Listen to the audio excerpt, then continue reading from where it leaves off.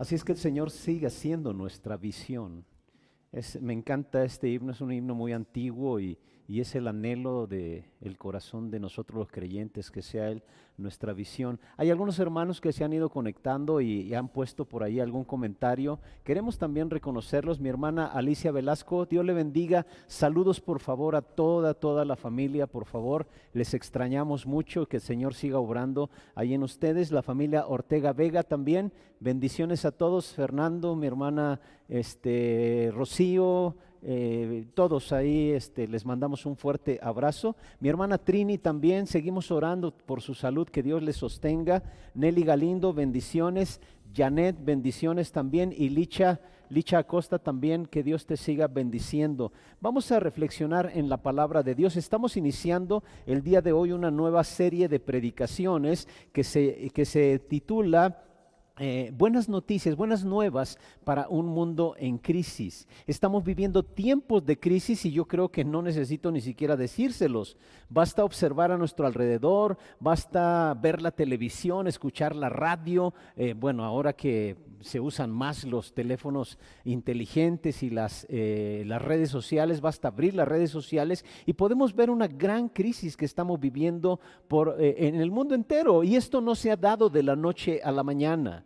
Hemos venido tomando pequeñas malas decisiones y no puedo decir mis padres únicamente, mis abuelos, desde la creación.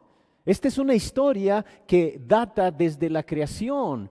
El mismo Adán y Eva tomaron malas decisiones, por ello dice el apóstol Pablo en la carta a los Romanos, entró el pecado en el mundo y esto ha traído una gran crisis y hoy tenemos un mundo en crisis. Algunos dirían, pareciera que estamos condenados al caos total, pero no. El plan de Dios ha sido derramar de su gracia sobre esta humanidad que no lo merece, por ello es gracia, y así el apóstol Pablo nos lo muestra en este capítulo 1. Bueno, realmente en toda la carta a los Romanos, que yo le titulo el Evangelio del apóstol Pablo o el Evangelio según San Pablo. Hace un momentito Aldo nos leía una porción del capítulo 1 y yo decía, bueno, ya nada más con lo que leyó Aldo sería suficiente para que nos fuéramos a la casa, porque es un tremendo mensaje lo que acaba de leer ahí en los primeros 17 versículos. Y ahí podemos encontrar resumido, aunque nuevamente, toda la carta a los Romanos, yo le llamo así el Evangelio de Pablo, pero en esos 17 versículos encontramos un resumen de lo que es el Evangelio de Jesucristo. Jesucristo sigue estando disponible, nos lo muestra Pablo, nos lo muestra toda la Escritura para hacer una diferencia en nuestro mundo, y esas son las buenas noticias para este mundo que está de verdad en una crisis tremenda. Ustedes y yo, como creyentes, tenemos las más maravillosas noticias para este mundo en crisis. En Jesucristo hay esperanza, pero el reto es que usted y yo debemos de compartirlas. Sigamos el ejemplo del apóstol Pablo, que nos muestra su evangelio en la carta a los Romanos. Déjeme compartirle algunas cosas de Pablo, las vamos a ver desde el primer versículo de Romanos capítulo 1, pero después de Jesucristo no hubo un hombre que haya hecho un mayor impacto en el mundo que el apóstol Pablo. Él escribió la mayor parte del Nuevo Testamento y él estableció las primeras iglesias en el Imperio Romano y podemos decir fue un gran hombre de Dios. Y hoy quiero que percibamos o que tengamos una mejor percepción de la vida de este hombre y ver lo que se requiere hacer para lograr un impacto en este mundo. Este mundo necesita ser impactado con buenas noticias, con buenas nuevas. Y usted sabe cómo se escribe o cómo se dice en griego buenas nuevas o buenas noticias. Y no me diga, no, es que yo no he estudiado griego, no, sencillo. Es la palabra evangelio. Evangelios son buenas nuevas o buenas noticias, y usted y yo tenemos esas buenas noticias que son las que este mundo necesita para ser impactado en la crisis que estamos viviendo. Y no solamente estamos viviendo una crisis de salud, estamos viviendo crisis en todos los ámbitos, y el Evangelio de Jesucristo sigue siendo la respuesta a esta necesidad del mundo entero. Los primeros 17 versículos de la carta a los romanos son como una autobiografía del apóstol Pablo. Pablo está hablando acerca de sí mismo. Si usted observa, Pablo habla en primera persona, comparte su corazón, expone su vida. Y hoy quiero que veamos a Pablo, el mensaje de Pablo, el ministerio de Pablo, la motivación de Pablo. ¿Y por qué quiero que lo veamos? Porque quiero que esto sirva de motivación para nosotros. Como usted ya se dio cuenta, escogí un título para esta predicación, el Evangelio según San Pablo. Y de verdad, Pablo sí escribió un evangelio que lo tenemos aquí en la carta a los romanos, y en estos primeros 17 versículos está como condensado, está como resumido. Pablo escribe allí una carta presentando el evangelio. Allá en los tiempos del Nuevo Testamento las cartas eran muy cortas, y algunos de ustedes se preguntarán ¿por qué? Bueno, porque realmente escribir en papel, realmente, bueno, no existía el papel, era papiro, o era una especie de papel hecho de papiro. El papiro es la planta de donde se sacaba el material para hacer como una especie de hojas. Era muy difícil de conseguir y aparte era muy costoso. Había otros elementos en los cuales se podían escribir, por ejemplo, la vitela. La vitela era piel de animales, y el resultado de ser tan caro el papel, la vitela, etcétera, las cartas no eran muy largas. Eran cartas cortas. Una carta promedio allí en el Imperio Romano constaba de unas 150 palabras. Así de cortita era.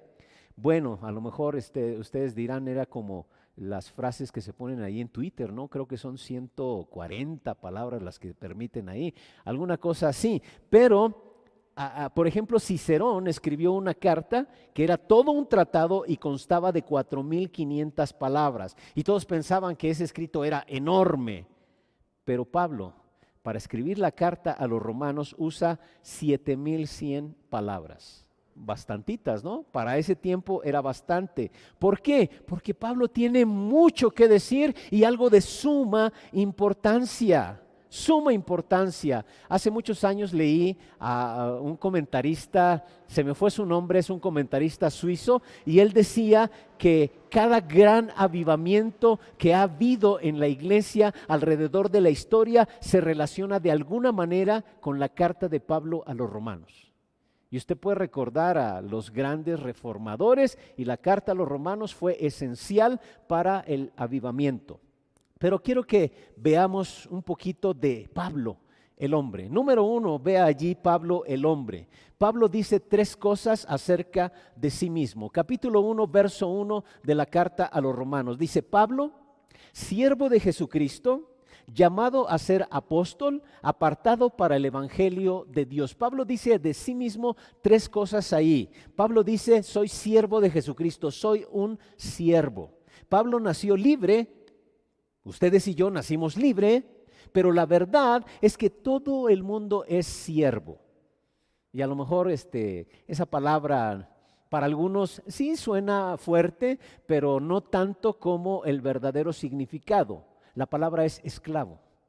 Pablo, esclavo de Jesucristo, y todo el mundo es esclavo, siervo. Yo le pregunto a usted que me está oyendo y que me está viendo, ¿de quién es usted siervo? Y a lo mejor algunos dicen: no, yo no sirvo a nadie y demás. Vamos a ver lo que dice el apóstol. A lo mejor usted piensa que no, pero desde los evangelios el mismo Señor Jesucristo decía que todos somos siervos de algo o de alguien. Puede ser una cosa o puede ser una persona. En el caso de Pablo, Pablo cambió de dueño. Allí en la carta a los romanos habla mucho acerca de su vida, y él muestra que antes era esclavo del pecado, esclavo del legalismo, y dice en la carta: ahora con mucho gozo yo soy siervo o esclavo de Jesucristo. En Juan 8:34 Jesús dice: todo aquel que hace pecado, esclavo es del pecado. En Romanos 6:16 Pablo habla de que él sirvió al pecado, pero ahora es un siervo de Jesucristo. Aunque usted no se dé cuenta, la Biblia nos muestra que de alguien es siervo o de alguien es esclavo. Así lo dice la Biblia. Y bueno, si hablamos un poco fuerte, la Biblia dice que si no es usted esclavo, siervo de Jesucristo, es esclavo del pecado. No hay vuelta de hoja. Así. Entonces Pablo se refiere a sí mismo como siervo de Jesucristo, esclavo de Jesucristo. También dice llamado a ser apóstol. Llamado. Quiero que subraye esa palabra llamado. El ejército de Dios, la iglesia de Dios, no es una iglesia, un grupo, un ejército de voluntarios. No es un ejército de voluntarios, es un ejército de llamados, de comisionados. La Biblia nos enseña que usted y yo somos comisionados. Uno no se alista como voluntario para servir al Señor. No, usted tiene que ocuparse de un ministerio al cual el Señor le ha llamado. Usted tiene que usar los dones que Dios le ha dado, y en esos dones el Señor mismo está mostrando el llamado que está haciendo para nuestra vida. Por ejemplo, los que servimos en la iglesia, no es que les hagamos un favor a ustedes que nos están viendo, siguiendo. Yo le doy gracias a Dios porque los hermanos ahí ponen que gracias por los que trabajan en la transmisión y demás, pero nosotros lo hacemos porque es un llamado que Dios nos está haciendo. No es que les hagamos el favor, es que Jesucristo nos ha llamado para servirle. Pablo dice, yo fui llamado para ser apóstol. Y usted tiene un llamamiento también si ha tenido un encuentro con Jesucristo. Entonces somos un ejército de personas llamados, y el apóstol Pablo se declara o se define a sí mismo. Si usted no está cumpliendo, alguien leí en una ocasión que decía que cristianos que no están sirviendo están ausentes sin permiso. Porque la Biblia dice que somos llamados para el servicio, y principalmente vamos a ver en esta serie de predicaciones que somos llamados a cumplir, a compartir el evangelio. Puede que usted no sea apóstol, pero es llamado a hacer otra cosa en base de sus dones y talentos, pero ha sido llamado, así como Pablo.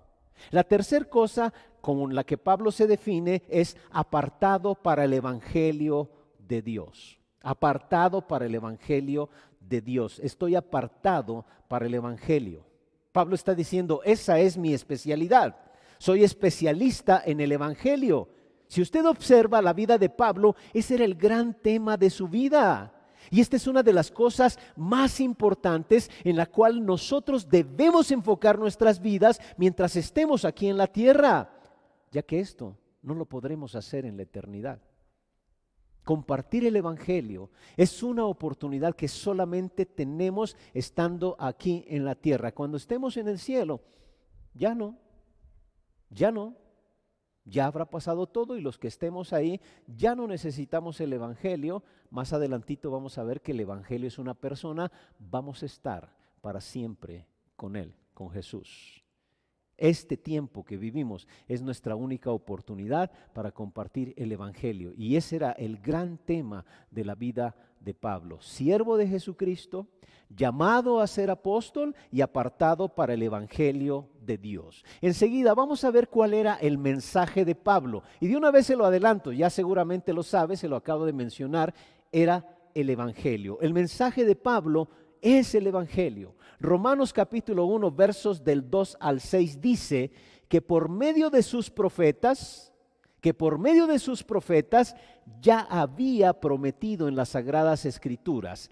Este evangelio habla de su hijo, que según la naturaleza humana era descendiente de David, pero que según el Espíritu de Santidad fue designado con poder Hijo de Dios por la resurrección. Él es Jesucristo, nuestro Señor. Por medio de Él y en honor a su nombre recibimos el don apostólico para persuadir a todas las naciones que obedezcan a la fe. Entre ellas están incluidos también ustedes, a quienes Jesucristo ha llamado. Entonces, si usted observa, el mensaje de Pablo es el Evangelio. Y de verdad, cuando yo estaba leyendo estos versículos, y principalmente estos versículos, mi corazón como que se aceleraba un poco, porque me daba cuenta que cuál es el propósito principal para el cual estamos aquí en la tierra. Hay ocasiones que desgastamos mucho de nuestra vida en un trabajo. Y no estoy diciendo que no trabaje. La misma Biblia dice: el que no trabaja, que no coma. Pero a veces estamos tan enfocados que descuidamos cosas que son sumamente importantes en nuestra vida. El centro de la vida de Pablo, del mensaje de Pablo, es el Evangelio. Y como le dije hace rato, Evangelio significa buenas nuevas. Al principio la palabra Evangelio no tenía un significado religioso. Simplemente significaba buenas noticias. Cuando alguien daba una buena noticia, estaba compartiendo un evangelio, una buena noticia. No sé, si un soldado hubiera ganado la victoria en una guerra, diría: se acabó la guerra, y eso era evangelio. Eso era evangelio. Todos probablemente de esta manera han compartido un evangelio en su vida, en términos no religiosos, quiero aclarar. Ese fue... hemos ganado la guerra, era una buena noticia, era una palabra que podría llamarse evangelio. Si usted, joven, has terminado la carrera y decías: wow, he aprobado, eso era evangelio. Alguna mujer que diría: estoy embarazada, eso es evangelio. Alguna otra, a lo mejor para ella sería buena noticia: no estoy embarazada, eso sería. Pero esto es en el sentido no religioso. El evangelio sencillamente quiere decir buenas noticias. Pero Pablo dice varias cosas acerca del evangelio que él predica, y es el evangelio, las buenas noticias que están a lo largo de toda la escritura. ¿Qué es lo que podemos decir del evangelio? Número 1, y vamos a basarnos en estos versículos del 2 al 6 que acabamos de leer. Primero dice: está prometido en la Biblia. En el verso 2 dice que por medio de sus profetas ya había prometido en las sagradas escrituras. Pablo está hablando de las Sagradas Escrituras conocidas hasta ese momento, que era todo el Antiguo Testamento. En Hebreos capítulo 1, versos 1 y 2, el escritor de la carta a los Hebreos dice: Dios, habiendo hablado muchas veces y de muchas maneras en otro tiempo a los padres por los profetas, en estos postreros días nos ha hablado por el Hijo. Pero el Evangelio estaba prometido desde el Antiguo Testamento. Desde el Antiguo Testamento. En Lucas 24:27, Jesús está hablando a algunos de sus discípulos después de la resurrección, y dice lo siguiente de él, de lo que dialogaba con esos discípulos: y comenzando desde Moisés y siguiendo por todos los profetas, les declaraba en todas las escrituras lo que de él decían. Si usted se da cuenta, Jesús mismo tomó el Antiguo Testamento y enseñaba acerca de sí mismo. Entonces, quiero decirle lo siguiente: el Evangelio no empezó con el Nuevo Testamento. La misma Biblia dice que desde el Antiguo Testamento se habla de esas buenas noticias. Jesucristo. David hablaba del Evangelio. Moisés hablaba del Evangelio. Abraham hablaba del Evangelio. A través del Antiguo Testamento vemos estas buenas noticias.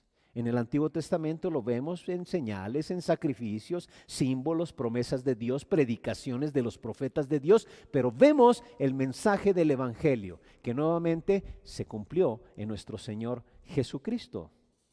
Primero en Génesis, a lo mejor en muchas partes del principio de las Escrituras está allí el Evangelio un poquito velado, pero entonces empezamos a ver símbolos, ilustraciones, tipos. Y acercado el tiempo del Mesías, cada vez se aclara más y más y es más específico. Pablo lo que dice es que lo primero que podemos hablar es que el Evangelio está prometido en la Biblia o en el Antiguo Testamento, la Biblia conocida hasta ese momento. La segunda cosa que vemos del Evangelio la vemos en el verso 3, que dice: este Evangelio habla de su Hijo, que según la naturaleza humana era descendiente de David. La segunda cosa que vemos acerca del Evangelio es que el Evangelio es una persona, Jesucristo. Habla de, dice ahí el pasaje, que según este evangelio habla de, respecto a, eso es lo que significa habla de, el evangelio se centra en el Hijo de Dios. Y se lo voy a explicar de la siguiente manera. Mire, si usted quita a Buda del budismo, todavía queda una gran filosofía. Si usted quita a Mahoma del Islam, todavía quedan una serie de reglas y un sistema por el cual la gente puede vivir y quiere vivir. Pero si usted quitara a Jesucristo del cristianismo, ¿sabe qué queda? Nada, absolutamente nada. Todo se basa en Jesucristo. Y lo hemos dicho en muchas ocasiones, el cristianismo, más que una religión, es una relación con Jesucristo, una relación con Dios a través de Jesucristo. Y vamos a ver qué se puede decir acerca de Jesucristo respecto a este pasaje. Dos cosas: Jesús es verdaderamente humano. La Biblia nos muestra que tuvo una naturaleza humana.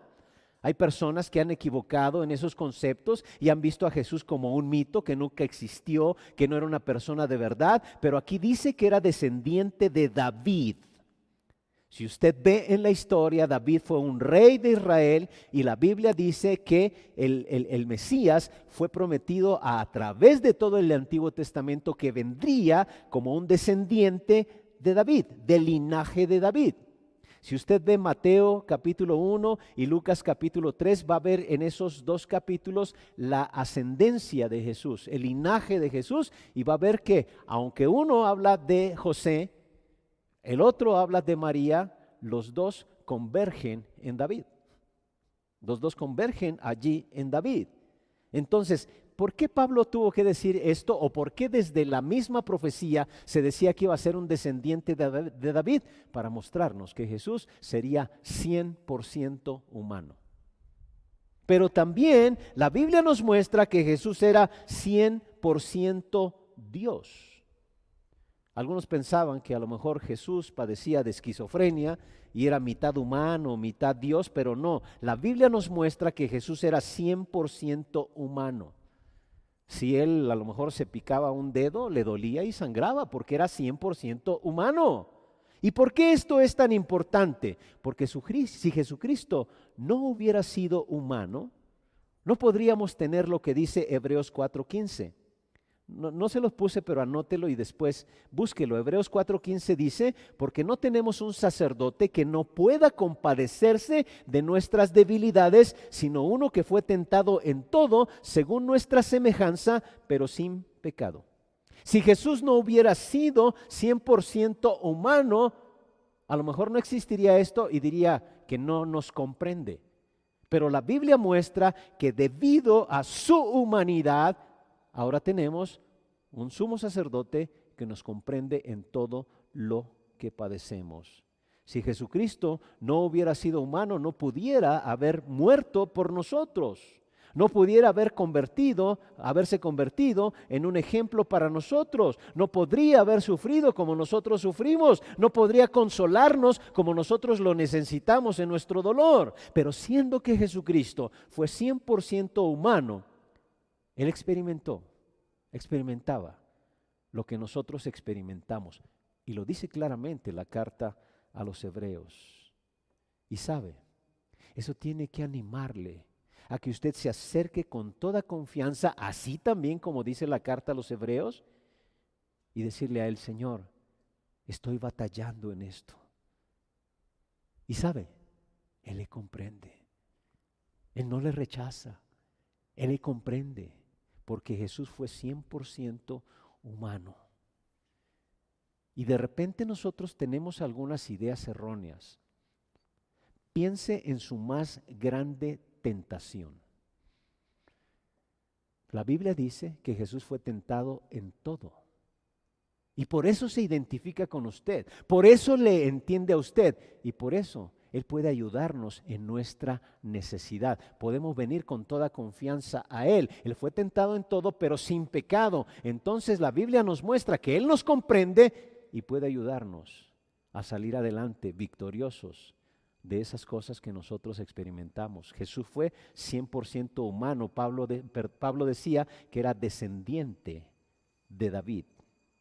Pero como dije hace rato, él no solamente era humano, no era humano solamente 100%, también era 100% Dios. Vea lo que dice el verso 4, que fue declarado hijo de Dios con poder, según el Espíritu de santidad, por la resurrección de entre los muertos. Jesús no solamente era 100% hombre, también era 100% Dios. ¿Qué es lo que comprueba que Jesucristo era Dios? Aquí nos dice la resurrección. Jesucristo resucitó de entre los muertos por sí mismo. Y bueno, hay muchas otras cosas en la misma Biblia que comprueban que Él era Dios. Él mismo muchas veces usó esta frase, yo soy. Y usted sabe quién la usó en el Antiguo Testamento, Dios. Pero aquí en este pasaje, Pablo nos muestra la deidad de Jesucristo al hablar de su resurrección. Primero a los Corintios 15:14 dice, y si Cristo no resucitó, vana es entonces nuestra predicación, vana es también nuestra fe.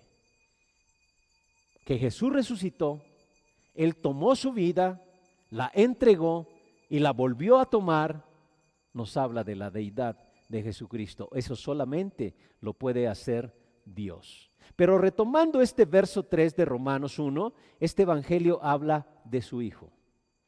Él, Jesucristo, nuestro Señor. Y saben, Jesucristo el Señor, Jesucristo el Señor, es como, voy a decirlo así, su verdadero nombre. Jesucristo el Señor. Y le voy a mostrar pues lo que significan estos tres términos que están aquí. Aunque usted dice, Jesucristo es el Señor, nada más son dos. Bueno, el primer término son dos palabras. Jesús. Jesús era el nombre personal. Jesús es la palabra griega para Josué. El nombre personal en hebreo sería Josué y en griego sería Jesús. Josué significa Jehová es salvación, Dios es salvación. El nombre de Jesús significaba eso, Dios es salvación. Si usted recuerda, cuando el ángel se presentó con María, le dijo, le llamarán su nombre Jesús porque Él salvará a su pueblo, porque el nombre Jesús significa Dios es salvación. Pero hay otra palabra, Cristo. Cristo. Y yo podría decir que Cristo es su nombre oficial. Es la palabra griega para Mesías, que significa ungido. Pero hay un tercer nombre que se utiliza que es Señor, y ese es su título. Es la palabra Kyrios en griego y significa Señor, dueño, amo, que usted ya vio que Pablo lo utilizó en el verso 1. Así que cuando nosotros estamos diciendo Jesucristo es el Señor, estamos diciendo es Salvador, es el enviado de Dios, pero aparte es mi Señor, es mi amo, es el que me gobierna. Así se llamaba aquel que es el Evangelio. Así que, bueno, ¿qué podemos decir acerca de este evangelio? Ya dijimos, está prometido en las Escrituras, está centrado en una persona, esto es Jesucristo, que era 100% Dios y 100% hombre. Pero la tercera cosa que podemos ver acerca de este evangelio está en el verso 5. Dice, por medio de él y en honor a su nombre, recibimos el don apostólico para persuadir a todas las naciones que obedezcan a la fe. En la versión Reina Valera dice recibimos la gracia, y la gracia en griego es charis, que se traduce como don, regalo, gracia. Entonces nos dice que este es un evangelio de gracia, un evangelio de gracia. ¿Qué significa la gracia? Alguna vez se los he dicho. Significa las riquezas de Dios a costa de Jesucristo. Y me encanta ese término, porque es todo lo que yo puedo hacer a causa de Jesucristo. La gracia es que Dios nos da lo que necesitamos, no lo que merecemos. La Biblia nos dice que Dios no le da a usted lo que usted se merece. No se lo da, sino ahorita ni siquiera me estaría escuchando, vamos, ni siquiera yo le estaría hablando. Por pura gracia, porque Dios no nos da lo que nos merecemos. Así que el evangelio, las buenas nuevas, Son buenas nuevas de Jesucristo y son buenas nuevas de gracia, de gracia. Y la cuarta cosa es que es un evangelio para todo el mundo. Vea lo que dice versos 5 y 6. Por medio de él y en honor a su nombre recibimos el don apostólico para persuadir a todas las naciones. Subraye todas las naciones que obedezcan a la fe. Y luego le explica en el siguiente verso, entre ellas están incluidos también ustedes a quienes Jesucristo ha llamado. Si usted recuerda, para el judío, para la mente judía, solamente existían dos tipos de personas, nosotros los judíos y ustedes. Y bueno, a ustedes, o bueno, nada más para ejemplificarlo, eran los judíos y los no judíos, que eran llamados también gentiles. Pablo dice, el evangelio es para todos, es un evangelio mundial para judíos y no judíos. Y es por eso también que nosotros los creyentes, la Iglesia Vida Nueva, ponemos también énfasis en las misiones mundiales. Por eso es que oramos por Afganistán, por eso es que hemos enviado gente a China, por eso es que hemos enviado gente a algunos lugares aquí de nuestro propio país, porque creemos eso. El evangelio es para todos, para todas las naciones, para todas las etnias, es lo que se traduce como naciones, para todas las etnias, judíos y no judíos. Entonces, como resumen del mensaje de Pablo, bueno, desde el principio, desde Pablo hombre, Pablo el hombre es un siervo llamado y apartado para el evangelio. ¿Qué cosa es el evangelio? El evangelio que ha estado en la Biblia por cientos, miles de años, desde Génesis, ahí tenemos ya muestras del evangelio. ¿Cuál es ese evangelio? Jesucristo. Que Jesucristo es por 100% hombre, le comprende a usted. Le entiende, pero también es 100% Dios. Y este evangelio es por la pura gracia de Dios, donde Dios hace lo que usted y yo necesitamos, no lo que merecemos. Es un mensaje para todo el mundo. En esta pequeño parrafito yo le resumo eso que Pablo habla acerca del evangelio. En los próximos 7 versículos, el apóstol Pablo habla de su ministerio. Número 3, el ministerio de Pablo. La Biblia nos muestra que en ella no hay una sola palabra por casualidad. Y como decía Pablo a Timoteo, toda palabra que está escrita en la Biblia es útil para enseñar, para redarguir, para corregir, para instruir en justicia. Así que usted y yo podemos aprender mucho del modelo de Pablo aquí en cuanto a su relación con los romanos. Y también cómo usted y yo podemos mejorar en desarrollar nuestro ministerio. Para empezar, como le decía al principio, primero tiene que enrolarse en el ministerio, hacer algo, porque hemos sido llamados para eso. Si usted quiere, ya enrolado, quiere saber cómo tener un buen ministerio, le animo a que preste atención a estos versículos. Verso 7 dice, les escribo a todos ustedes, los amados de Dios que están en Roma, que han sido llamados a ser santos, que Dios nuestro Padre y el Señor Jesucristo les concedan gracia y paz. Si usted observa, lo primero que le dice es que los romanos son santos.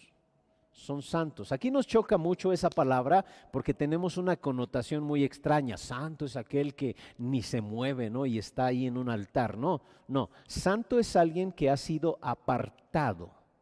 Apartado. Alguien que pertenece a Jesucristo.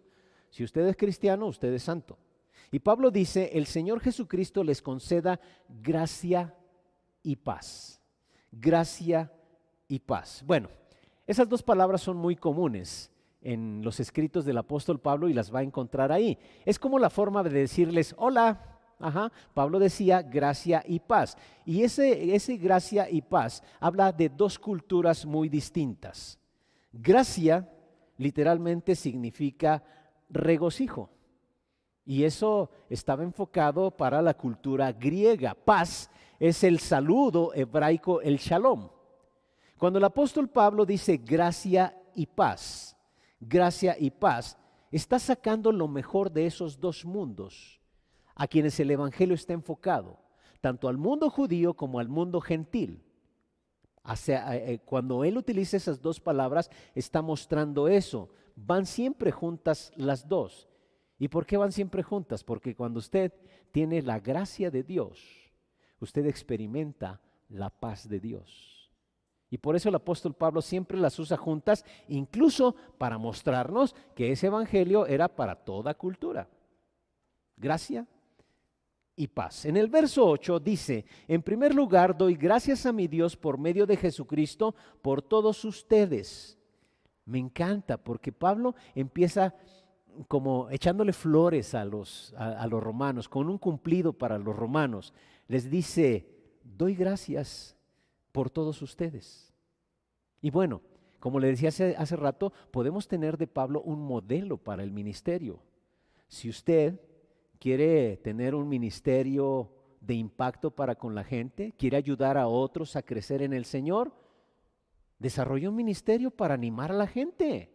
Anime a las personas, seamos afirmadores de las personas. Ya hay demasiados criticones en el mundo. Necesitamos ser afirmadores de las personas. Y bueno, no cuesta nada criticar, pero Pablo era un maestro en la afirmación de las personas. Pablo sabía que la manera de levantar, de animar a las personas no era humillarlos. Yo no sé por qué hay en la mente de muchas personas en los trabajos que eso utilizan para con su gente. Quieren animarlas humillándolos. Qué tonto es eso. Pablo dice: doy gracias a mi Dios por medio de Jesucristo por todos ustedes. Él les levanta el ánimo utilizando palabras de gratitud. Y el secreto de un ministerio efectivo siempre es sacar lo mejor de las personas. Había otros cristianos en Roma, como ya vemos, y la pregunta es: ¿cómo es que habían llegado allá a Roma? No estamos del todo seguros. Sabemos que Pablo no empezó la iglesia de Roma. Hay quienes dicen la empezó Pedro. Tampoco tenemos evidencia, ni siquiera evidencia histórica, de que Pedro haya iniciado la iglesia ahí en Roma. Pero la Biblia nos muestra que ya había creyentes allí. Y probablemente, si usted se da cuenta, Pablo habla con mucha familiaridad a los creyentes en Roma. Es decir, conocía a algunos, no a todos, pero sí conocía a algunos allí de Roma. Tal vez algunos de las personas con quien Pablo compartió el evangelio llegaron allá. Por ejemplo, tenemos referencias de que Priscila y Aquila llegaron allí a Roma. Desde el último capítulo aquí de la carta a los romanos, sabemos, como les decía, que otras personas sí conocían a Pablo y estaban allí en Roma. Bueno, otro grupo de personas empezaron la iglesia, pero ya había creyentes allí en Roma. Había cristianos, se registra incluso en el palacio de César. No sé si usted recuerda cuando Pablo escribe a los filipenses y dice: en todo el pretorio ya han sido testigos. Era parte del grupo de soldados ahí de César, allí en el imperio. Y Pablo les dice: doy gracias por todos ustedes. Pero, ¿por qué da gracias? Me encanta lo que sigue. ¿Por qué da gracias? Pablo da gracias por la fama de la iglesia. Dice: en el mundo entero se habla bien de su fe. En el mundo entero se habla bien de su fe. Bueno, podríamos decir en el mundo conocido, pero donde quiera se hablaba bien de la fe de los hermanos de Roma. Podríamos decir que los romanos tuvieron una fe de clase mundial, de fama mundial. Pablo dijo: oigan, por donde quiera que yo voy, la gente habla de ustedes, de su fe. Yo digo: wow, qué tremenda reputación, ¿no? Y ahorita les voy a explicar por qué. Porque Roma no era un lugar muy fácil para ser cristiano. Roma podemos considerarla como una ciudad del pecado. Si usted lee la historia de las cosas, las fiestas que se hacían en Roma, las fiestas que hacían los emperadores, era, pero de verdad, algo horrible, algo horrible. Pero dice que los cristianos de Roma eran conocidos por su fe, tenían una fama por su fe. No sé si ustedes han escuchado alguna vez esta frase que dice: entre más oscura la noche, más brillan las estrellas. Y yo pensaba esto de los cristianos en Roma. Una ciudad terrible, una ciudad promiscua, y por eso los cristianos brillaban tanto. Y su fe era conocida por diferentes lugares. ¿De qué tenía fama esta iglesia? Por su fe. Hoy hay muchas iglesias que tienen fama a lo mejor por su gran templo que tienen fama por su pastor, por sus maestros. No, en esa iglesia enseña el pastor fulano de tal, escritor de tantas cosas. Tienen fama pues a lo mejor por sus ministerios, algunas tienen fama por sus músicas, etcétera. Pero Dios no quiere que tengan fama por eso. La iglesia en Roma tenía fama por su fe. Y yo pienso que Dios quiere que nuestra iglesia, Vida Nueva, también tenga fama por su fe y por su amor. Eso es lo que Dios quiere de nosotros. Eso es lo que debiera llamar la atención de nuestra iglesia. Y eso es lo que Pablo decía de la iglesia en Roma. Su fe era conocida mundialmente. Yo quiero hacerle una pregunta. Y contéstela para con usted mismo y sea bien honesto y sea a lo mejor lo más crudo posible. ¿Cuál cree que sea la reputación de Vida Nueva? Y se lo dejo ahí para que usted lo reflexione. La iglesia de Roma tenía fama por su fe. ¿Cuál será la reputación de Vida Nueva? ¿Qué piensan los no creyentes de nosotros, de nuestra iglesia? ¿Y por qué le hago esa pregunta? Porque la respuesta es que nuestra iglesia se conoce por lo que usted es, por lo que su gente es. El Señor no quiere que sea reconocida por lo que su pastor es, no, por lo que su gente es. Ahora le hago otra pregunta.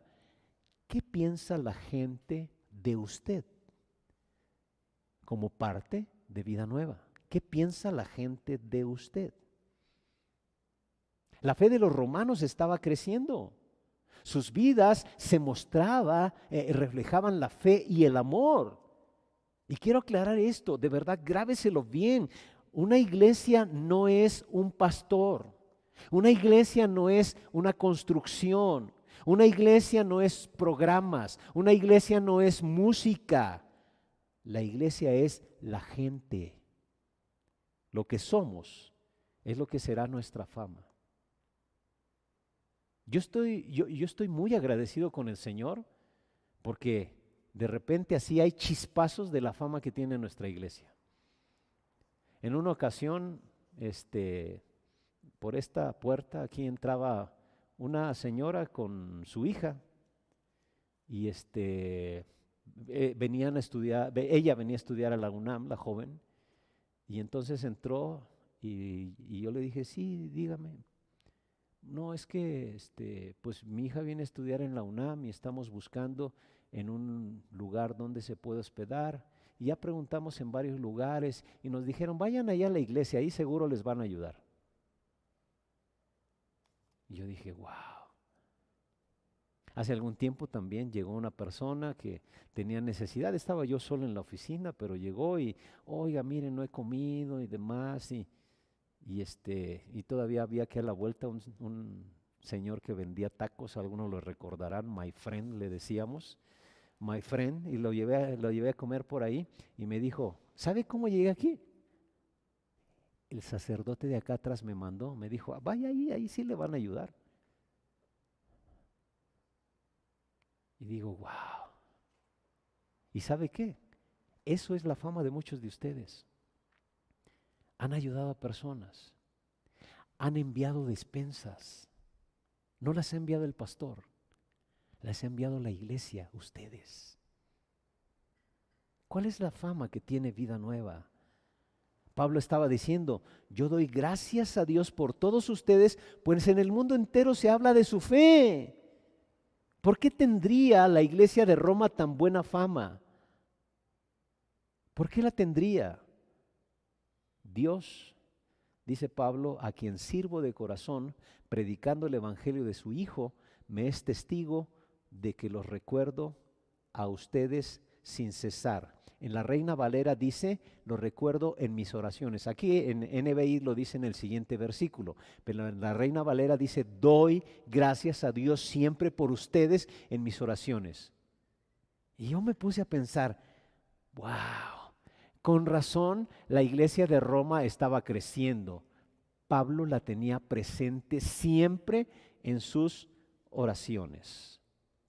Yo le pregunto, ¿piensa usted que nuestra iglesia sería un poquito mejor si Pablo estuviera orando por nosotros?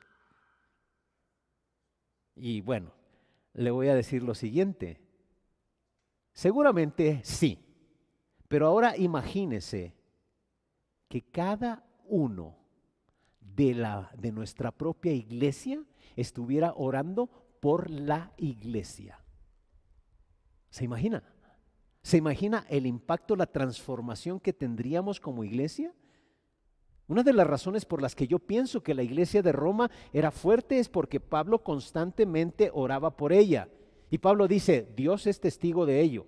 Sí, él no podía comprobarlo porque no había gente viéndolo cuando él oraba por la iglesia. Muchas veces estaba a solas cuando oraba. Los miembros que oran hacen una iglesia fuerte. Por eso me da mucho gusto que hay un grupo de hermanos que se conectan a orar, pero me da mucha tristeza que hay muchos que no se conectan a orar. Porque los miembros que oran hacen una iglesia fuerte. Así con toda honestidad, contéstese usted solito. ¿Cuántas veces en esta semana recordó su iglesia? ¿Cuántas veces? Pablo dice, constantemente hago oración por ustedes. Pablo oraba por la gente que guiaba al Señor, pero si usted se da cuenta, había mucha gente en Roma que él no conocía y también oraba por ellos. Pablo oraba por gente que nunca había visto, él nunca había estado en Roma, sin embargo dice, sin cesar hago mención de vosotros siempre en mis oraciones, así dice Reina Valera. Si nos dedicáramos a orar diariamente por nuestra iglesia, ¿usted cree que haría una diferencia? Yo estoy convencido que sí. Imagínense que diario oraran por su pastor. No, hombre, su pastor ya estuviera totalmente transformado, ¿eh? Y lo necesito mucho. O sea, Pablo oraba diariamente por la iglesia de Roma. Y yo digo, wow, seguramente que eso influyó para que esa iglesia fuera tan fuerte, que fuera conocida por todo el mundo por su fe. ¿Se imagina si oráramos diariamente por nuestra iglesia? ¿Qué cambios veríamos? Bueno, quiero hacer aquí un alto. ¿Y por qué no oramos? ¿Por qué no oramos? ¿Por qué no ora usted en este tiempo, en este momento, 1 o 2 minutos por su iglesia? Pablo dice, la iglesia de Roma tiene una reputación de fama mundial. Son conocidos por su fe. Yo le pregunto, ¿no le gustaría que así fuéramos conocidos, Vida Nueva? ¿Por nuestra fe? ¿No es algo que desea usted para su propia vida, que usted fuera conocido por su fe? Quiero que ahí donde usted está, incline su rostro y ore al Señor. Y pida de la siguiente manera, Señor, te pido que crezca mi propia fe, que crezca mi amor para otros cristianos. Ahora le voy a pedir que ahí en su mente recuerde algún hermano de Vida Nueva. Recuérdelo rápidamente y ore, Señor, llena a esta persona con tu fe. Ayúdale a crecer en tu fe. Llena a esta persona con tu amor.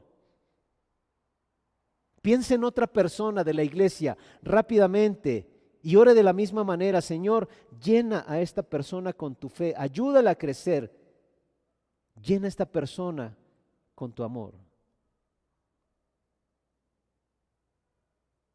Padre, yo mismo quisiera darte gracias en este momento por los que se han conectado hoy mientras reflexionamos en tu palabra. Ayúdanos a todos los que estamos oyendo, ayúdanos a crecer en la fe. Ayúdanos a crecer en el amor. Señor, haz que seamos una iglesia de fama mundial, como la iglesia de Roma, que no tenía fama por su construcción, no tenía fama por sus pastores, ni siquiera ahí se habla de sus pastores, no tenía fama por sus programas, por su música o por sus ministerios, sino por su fe y por su amor. Que Vida Nueva seamos reconocidos, tengamos fama por nuestra fe y amor. Te pido, Señor, que la gente que nos vea diga, esa es una iglesia donde creen realmente en Dios y donde aman. Te pido, Señor, que nuestra iglesia sea una de las que se dice, esa es una iglesia donde se aman, y que nuestro amor el uno por el otro crezca. Te lo pido, Señor, en el nombre de Jesús. Amén. Verso 9 y 10 dice Pablo, Dios, a quien sirvo de corazón predicando el evangelio de su Hijo, me es testigo de que lo recuerdo a ustedes sin cesar. Siempre pido en mis oraciones que si es la voluntad de Dios, por fin se me abra ahora el camino para ir a visitarlos. Pablo no solamente oraba por la gente, estaba dispuesto a él mismo ser la respuesta a sus oraciones. Él oraba por ellos y dice, yo quiero ir. Yo mismo quiero ser la respuesta a esas oraciones. Dijo, quiero que ustedes sean fortalecidos, que crezcan, pero también dice, estoy dispuesto a ir a ayudarles a que sean fortalecidos y crezcan. ¿Sabe lo que Pablo estaba diciendo? Dios, permíteme a mí mismo ser la respuesta a estas oraciones para esta iglesia. Hay personas que prefieren irse de la iglesia en lugar de ser ellos mismos respuesta a las oraciones que elevan a Dios. Señor, esta iglesia está bien mal. ¿Sabe lo que diría Pablo? Señor, ayúdame de ser bendición para esta iglesia. Él no huía. Ayúdame para ser bendición para esta iglesia. Quiero ir a verlos. Quiero ir a verlos. Vea lo que dice el verso 11 y 12. Tengo muchos deseos de verlos para impartirles algún don espiritual que los fortalezca. Mejor dicho, para que unos a otros nos animemos con la fe que compartimos. Y aquí Pablo habla del ministerio mutuo de los cristianos. Dice, quisiera ayudarlos, pero también dice, quisiera que ustedes me ayudaran a mí. Está diciendo para que nos animemos con la fe que compartimos. Unos a otros nos animemos. Quisiera ayudarlos, pero ustedes también pueden ayudarme a mí.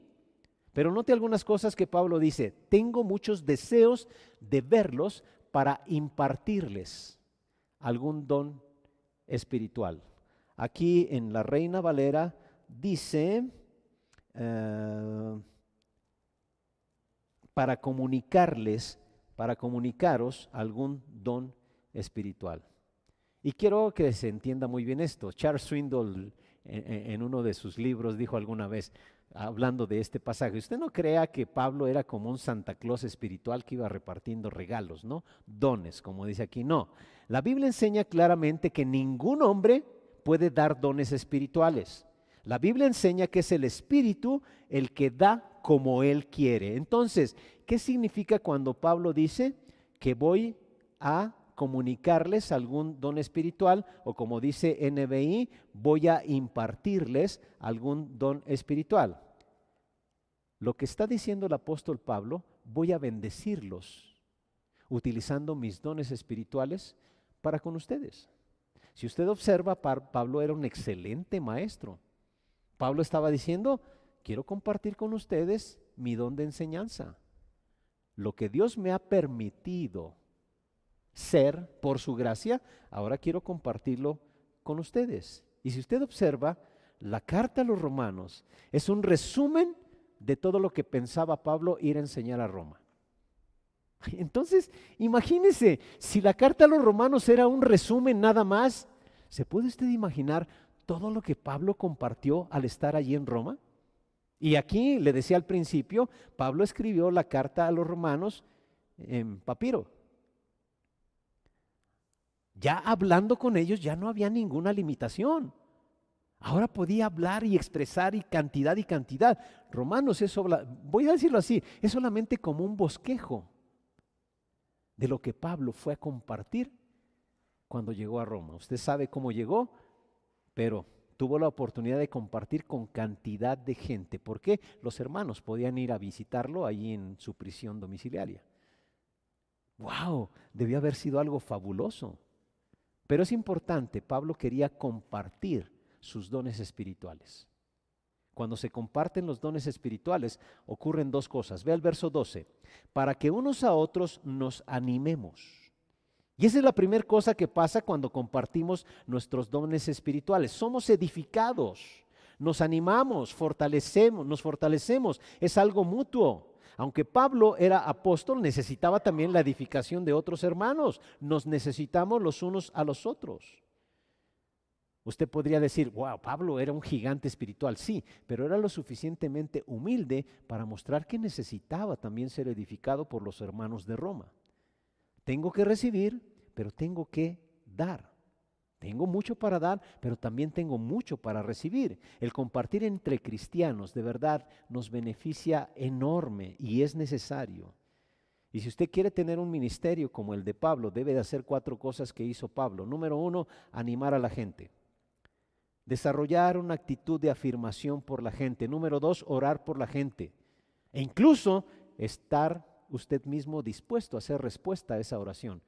Orar por ellos, pero usted también, como decía el apóstol Pablo, yo quiero ir, quiero edificarte, quiero animarte, pasar tiempo con otros cristianos, reunirse con ellos cuantas veces sea posible. No basta solamente un día a la semana. Pablo dice, nos necesitamos el uno al otro. En el verso 11 dice, anhelo verlos, anhelo.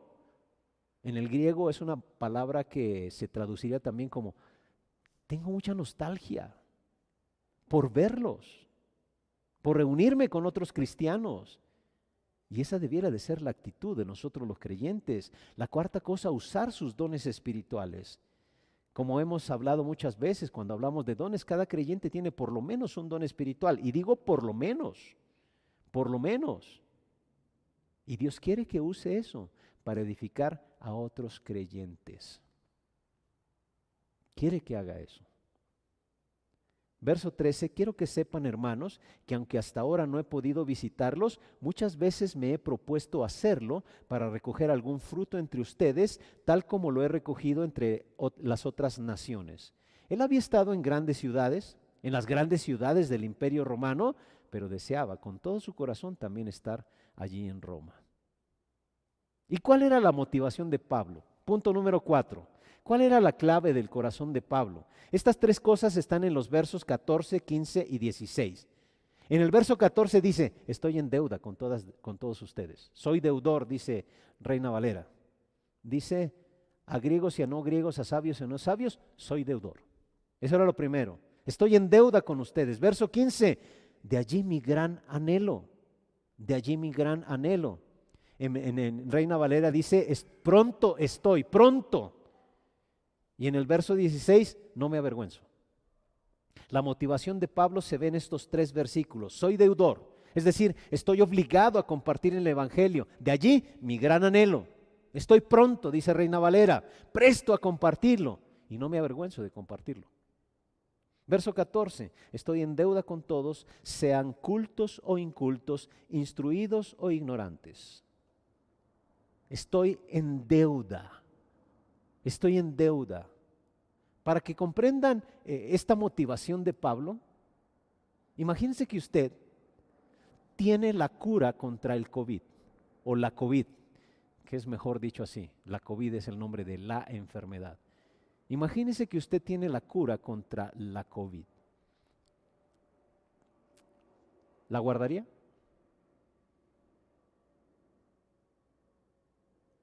A lo mejor usted descubrió algo muy sencillo, una sencilla inyección.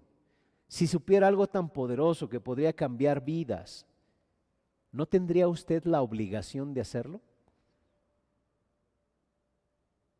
Las farmacéuticas no hacen eso, porque ellos no se sienten deudores. Ellos sienten que todo el mundo le debe. Pero usted como cristiano, experimentando este sentir de Pablo, deudor soy, ¿se lo guardaría? ¿No tendría la obligación de hacer algo con ello? Si descubriera la cura contra el cáncer, ¿la guardaría en secreto? Como creyente, estoy seguro que no. Y tenemos la cura para la más grande enfermedad, que es el pecado, lo que ha producido la crisis de este mundo. ¿Cuál era la actitud de Pablo en cuanto a hablar con otros cristianos?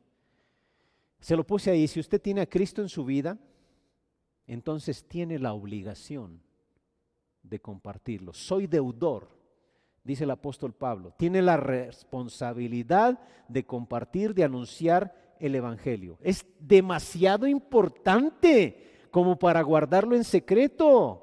Lo mejor que usted podría hacer por otras personas es compartir con ellos el evangelio. ¿Quién piensa usted que es el responsable de compartir las buenas nuevas con la gente alrededor de usted? ¿Quién está más cerca de ellos? Hechos 1:8 dice, me seréis testigos, Jerusalén, Judea, Samaria y hasta lo último de la tierra. Y en Jerusalén ahí empezó todo el movimiento, aunque rápidamente se esparció. Empiece ahí con los que están a su alrededor. Usted es el primer responsable. Muchas ocasiones gente me dice, pastor, ¿puede venir y hablar con mi familia? ¿Por qué usted no habla? Y no me estoy excusando, no me estoy haciendo a un lado, no estoy eximiendo también mi responsabilidad. A lo mejor usted tiene cosillas que tiene que resolver para entonces poder ser un testimonio poderoso para su familia. Pero usted es el primero responsable. Y Pablo decía, soy deudor. Hasta que tengamos esa misma actitud, de verdad, muchas cosas, muchas gentes van a cambiar porque somos deudores por causa del evangelio. Y eso nos obliga. Estamos obligados a compartir el evangelio. Y vea lo que Pablo dice, ¿a quién está obligado? ¿A griegos y a no griegos? A todo mundo. A todo mundo tenía, Pablo sentía esa deuda, ese compromiso. Número 2, como cristiano debes estar presto y lleno de confianza, listo para compartir el mensaje. Pablo dice en el verso 15, de allí mi gran anhelo de predicarles el evangelio. No solamente era un deber, y puedo decir que no necesariamente el deber era lo que llevaba a Pablo a compartir el evangelio. Era lo que dice ahí, mi gran anhelo, mi gran anhelo. Yo le pregunto a usted, ¿no tiene un gran anhelo de que las vidas de su familia sean transformadas por Jesucristo? No lo vea como obligación, aunque sí, es una obligación, pero véalo como el apóstol Pablo, mi gran anhelo es predicarles el evangelio. Yo no sé si usted ha conocido vendedores que están bien entusiasmados con su producto y 6 meses después ya se fueron con la competencia. O sea, no fueron fieles a su producto en el cual no estaban comprometidos. El hablar de la fe en Jesucristo, del evangelio de Jesucristo, habla de compromiso con Cristo. Lo mejor del mundo para la vida de Pablo está en Hechos 20:24. Mi vida carecería de valor si no fuera para compartir el evangelio de la gracia de Jesucristo. Pablo estaba ansioso por compartir el evangelio. Y otra cosa, ansioso por pagar el precio. En Lucas 15:10 dice que cada vez que alguien llega a ser cristiano hay fiesta en el cielo. Los ángeles se regocijan. Pablo estaba ansioso de pagar el precio porque alguien más llegara a conocer a Jesucristo. Y la tercera cosa, no se avergonzaba del evangelio. Tener un ministerio exitoso como el de Pablo, no se avergüence del evangelio. Versos 16 y 17. A la verdad no me avergüenzo del evangelio, pues es poder de Dios para la salvación de todos los que creen, de los judíos primeramente, pero también de los gentiles. De hecho, en el evangelio se revela la justicia que proviene de Dios, la cual es por fe de principio a fin, tal como está escrito, el justo vivirá por la fe. Pablo está lleno de confianza, está obligado, es deudor, pero está presto y lleno de confianza, listo para compartir el evangelio, porque no me avergüenzo, dice él, no me avergüenzo. Cuando Pablo dijo no me avergüenzo, muestra que era valiente, que estaba orgulloso del mensaje que estaba compartiendo. Hay algo muy triste en muchos cristianos, se avergüenzan del evangelio.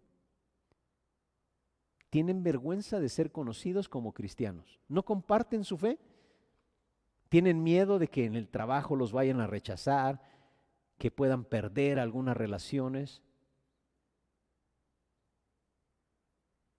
Y en cierto sentido, a veces necesitamos darnos cuenta que nosotros no tenemos toda la capacidad para sostenernos.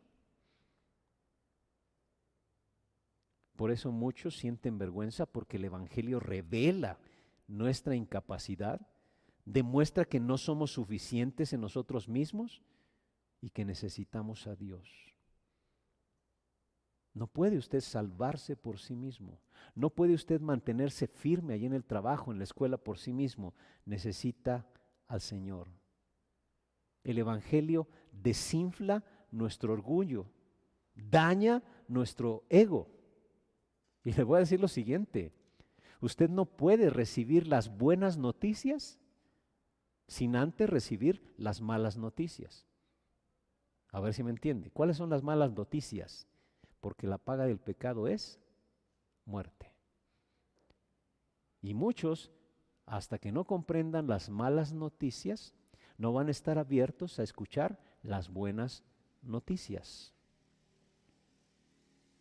Pablo dice: no me avergüenzo. Y usted necesita comprender todo el trasfondo de esta afirmación del apóstol Pablo. Por causa del Evangelio, Pablo había sido encarcelado en Filipo, había sido ahí despedido en Tesalónica, echado de Berea como contrabando. No sé si recuerda que lo echaron ahí en una canasta, ¿no? Como contrabando. Naufragó 5 veces, fue azotado 2 veces, fue dado por muerto. Y sin embargo Pablo dice: estoy orgulloso de ser cristiano. Nada me impide sentirme orgulloso de ello. ¿Sabe por qué? Porque Pablo sabía bien la grandeza del Evangelio. Y Pablo dice: yo no me disculpo por hablar a otros de Cristo. Algunos sí tienen que disculparse por hablar mal, pero por hablar de Cristo ninguno se tiene que disculpar. Por eso hace rato decía, cuando Aldo leyó los primeros 17 versículos, decía: yo creo que ni siquiera hay nada más que decir. Yo estoy hablando mucho, pero esos 17 versículos dijeron todo lo que se necesitaba. Y a veces lo único que usted necesita es decir lo que dice la palabra. No avergonzarse. Pablo no se avergonzaba. 3 cosas por las razones de que Pablo no se avergonzaba. Número 1, porque es poder de Dios para salvación. Es dinamis. Poder en griego es dinamis, de donde viene dinamita. El poder de Dios es dinamita para destruir lo malo que hay en nuestras vidas. Y para construir también. La dinamita se utiliza para construir puentes, para abrir caminos. Es poder de Dios, por eso no se avergonzaba. Y es poder de Dios, la segunda cosa, de todos los que creen, de los judíos primeramente y también de los gentiles, de los judíos y de los griegos. Y no está hablando de un orden de prioridad, está hablando de cronología. Primero Dios dio el mensaje a los judíos, su pueblo escogido. Ellos tenían la responsabilidad de compartirlo, no lo hicieron, y después el Señor formó su iglesia para compartirlo. Porque es poder de Dios para salvación de todo aquel que cree. Esa es la tercera cosa por la cual no se avergonzaba. Es sencillo. Es poder de Dios para salvación de todo aquel que cree. ¿Necesitas creer? Y bueno, tiene una implicación grande creer, no solamente son conocimientos intelectuales, habla de cambio, de transformación, pero así de sencillo. Alguna vez les he platicado esta historia de cómo una amiga compartía el Evangelio. Ella era gerente de una empresa. Uno de sus jóvenes tenía que presentar un software de administración. Imagínense, le estoy hablando de hace cerca de 24 años, cuando todavía los softwares, las aplicaciones ni existían, ¿no? Pero ya los softwares empezaban y era un software de administración y era una empresa que le vendía a nivel mundial. Este joven tenía el trabajo de preparar una presentación, pues iban a venir personas de Inglaterra, ni siquiera todavía estaba tan avanzado para transmitir y para hacer una presentación en línea, no, venían unas personas de Inglaterra y este joven tenía que obtener unos datos de la filial de la empresa o de la matriz que estaba en Estados Unidos y en aquel tiempo todavía, bueno, lo que pasa en algunos bancos, se caía el sistema, ¿no?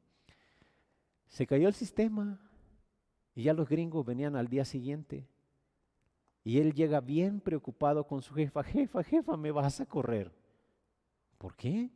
Es que mañana vienen los ingleses y no tengo la presentación lista. Me vas a correr.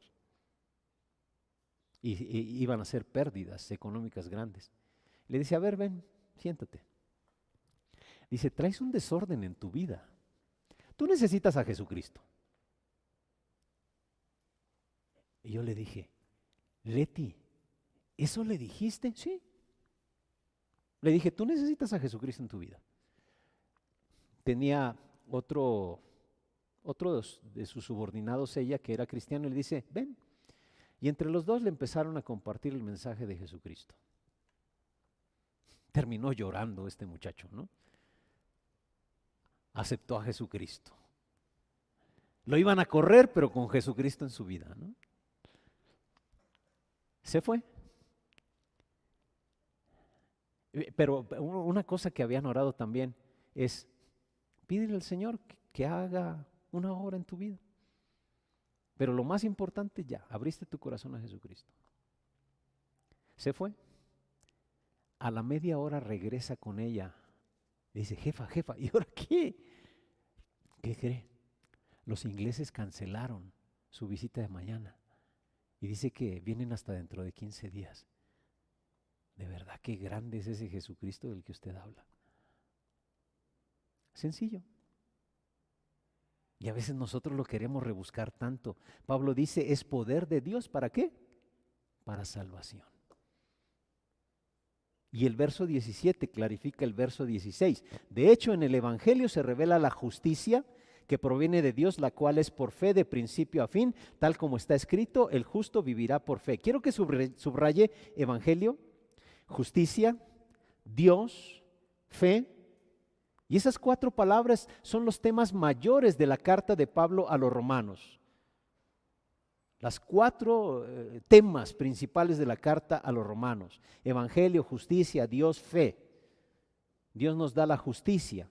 La justicia literalmente significa una correcta relación con Dios en el sentido del Evangelio. ¿Cómo se hace eso? Pablo dice que es únicamente por la fe.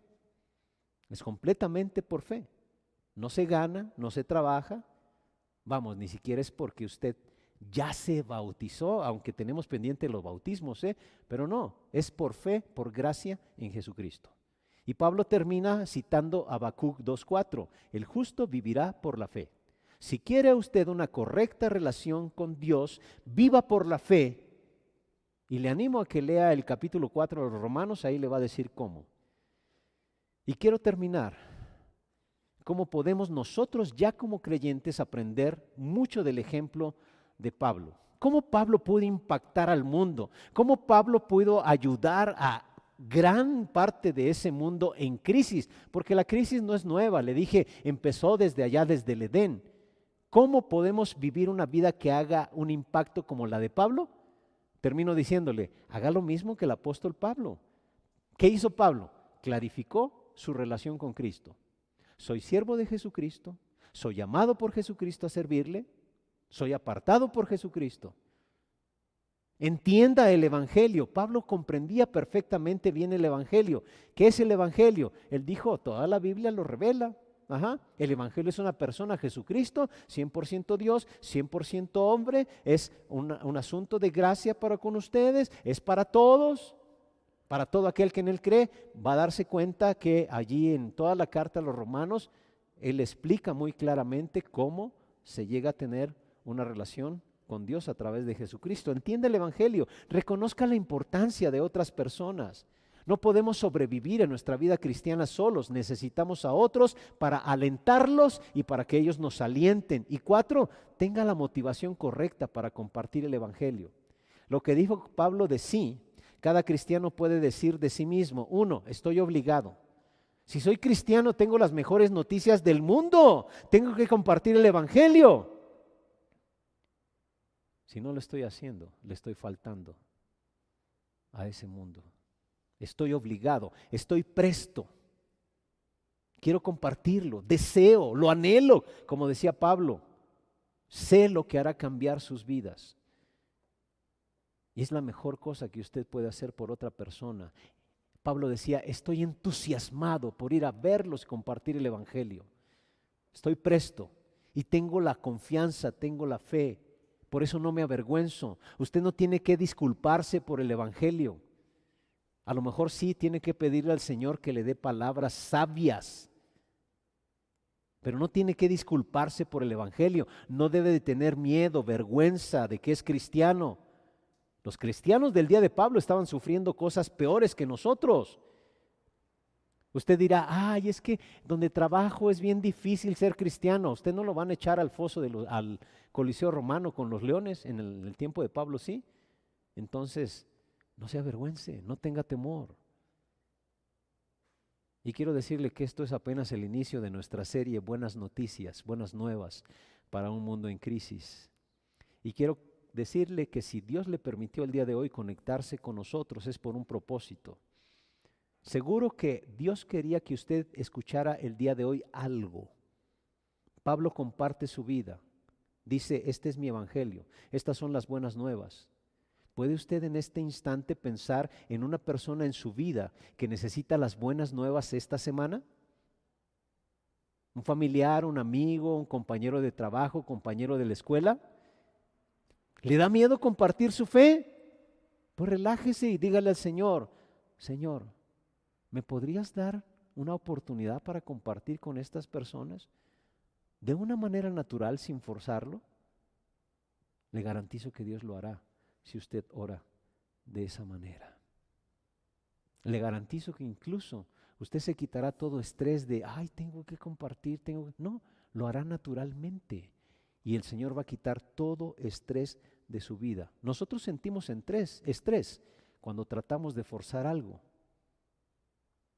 pero yo le animo a que de verdad comparta estas buenas noticias en este mundo que está en crisis, este mundo que está convulsionando. Usted tiene las mejores noticias. Diga como Pablo, Señor, me doy cuenta que es mi obligación compartir el evangelio. Ayúdame a tener entusiasmo, estar presto para compartirlo con toda confianza y nunca, Señor, avergonzarme. Vamos a orar. Señor, gracias por tu palabra. Mientras empezamos esta serie y observamos la crisis en nuestro mundo, enséñanos, Señor, a vivir como iglesia, tal como los romanos, para que mutuamente ellos se alentaban, se fortalecían, nosotros lo hagamos también. Permite que Vida Nueva seamos una comunidad, que seamos conocidos por nuestra fe y por nuestro amor. Y ese amor no se va a dar solamente viéndonos, oyendo, leyéndonos en el chat. Esa fe y ese amor se va a dar buscando la cercanía. Permite, Señor, que Vida Nueva pueda llegar a tener una fama como la iglesia de Roma. En el nombre de Jesús. Amén. Dios le bendiga.